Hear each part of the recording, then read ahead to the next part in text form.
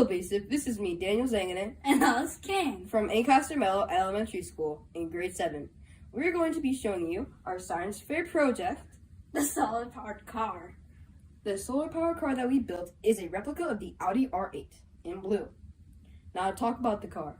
The solar-powered car is only possible with the solar panel on top of it. The solar panel on top of it gets sunlight and converts it into electricity to the motor to power the car and make the wheels turn. Why we made it is because we want to see if there are other sources in the world to power cars that we use in our everyday lives. As gas produces lots of pollution is a number one factor to global warming and climate change. Yeah. And electrical cars are good, but they run out eventually. We want a flowing renewable resource that goes forever. And gets replaced by nature when it even runs out, but it doesn't run out in a human lifetime. So, now to talk about our question. How will the car react when there is no sunlight to power the car? We asked that question because in night, if you were driving a solar-powered car and there is no sunlight, will the car turn off? That will be a really bad con. Frustrating thing for the car. Another question is just running tests to see how fast the car goes from the battery and how fast it goes from without battery. The solar energy to compare and see which one is more energy efficient and runs better. Our purpose is to see if how the speed of the solar-powered car gets affected and the difference between no light and light. As we said before, we wanted to see if there is another renewable source that can power cars that we use today, which is the leading factor. Me and Alex both like cars, so we decided to pursue on this and see our hypothesis. So our hypothesis is that the solar-powered car that we made will stop immediately when there is no light. That is because there is no extra energy storage for the energy. So therefore, it will stop right away. Now for our test, this was a rough estimate of not seeing it for the first time. We originally guessed 3 kilometers an hour, which is about 0.85 meters per second. Okay, now we're going to show you a video of Alex testing the car with the batteries.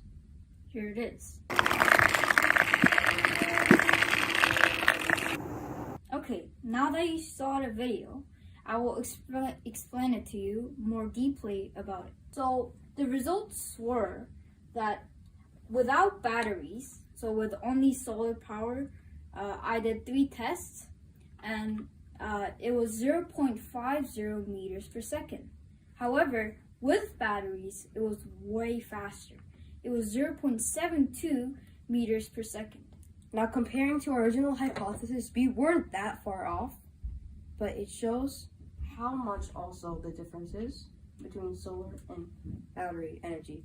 Now, then again, this isn't the best solar panel in the world and best motor in the world, and I think when technology advances, it will be better and more energy efficient as it's a renewable flowing resource. So we showed the test in an easy graph so that everyone can understand with a mathematical formula as well.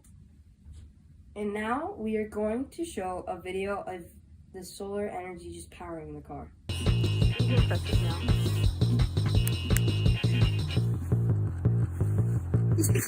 Now that you've seen that, we're going to talk about our materials and the procedure. So first, I'll just explain, Alex. We use cardboard for the exterior.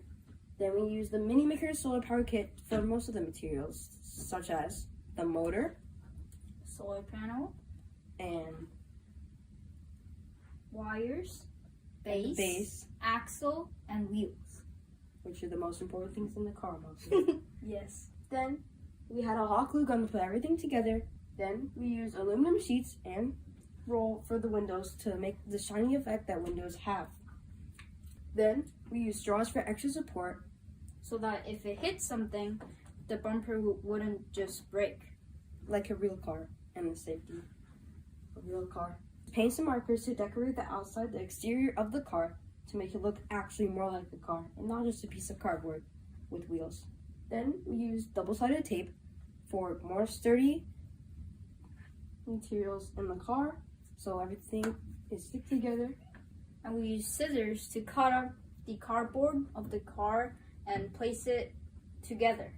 Now that wouldn't be possible without a ruler, as we use it to get the measurements and cut out the exact walls. Measurements. Okay, now we're going to talk about the procedure and we're going to make this quick. First, we gathered all the materials and the research that we needed to create the car. Once everything was organized and ready to go, we started assembling the kit with an online video tutorial that mini makers provided. Once that was finished, we added our own extra touches and organized it better and make it more efficient in our ways with our materials. Once that was done, we added the exterior to make the car actually look like a car and make it more And design cool. it like an Audi R8. After that was done, we ran all of our tests and we made sure the car worked over and over again, added more things to make it work, especially after the time where we ran into a problem that the car just stopped working. We had to take out the whole thing, so we decided to organize the wires in a different way and change some of the wires places. Yeah. Then it was working more efficiently and better. We also ran into a problem where the front wheels weren't moving, so I had to cut out this bit. And tried to raise the whole chassis. Yeah. Okay, after that was done, we got our information, we put it together in the board in all of our research papers and everything, and then we created this video. And we got this data for the car. We measured it all in ruler for this. And we measured all the different, For example, the length of the car is 10 centimeters, the front width is 8.5 centimeters. and the height is 7 centimeters at its highest point. The wheel is both 2 centimeters in length and 2 centimeters in width. And yeah, the solar panel is a 10 by 6 solar panel centimeters. Alright, as we said the results now, and now we're going to come to our conclusion. So, we have come to the conclusion, we have concluded that so far in this car, batteries are more efficient.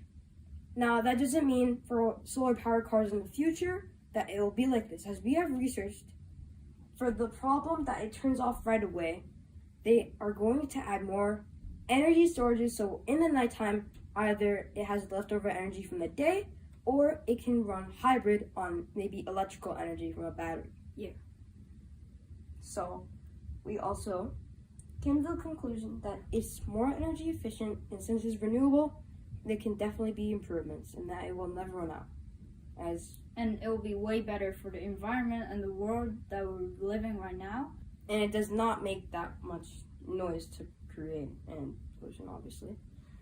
And yeah, we just want to thank everyone in the process, our teacher, Our parents who everyone helped us that out. encouraged us.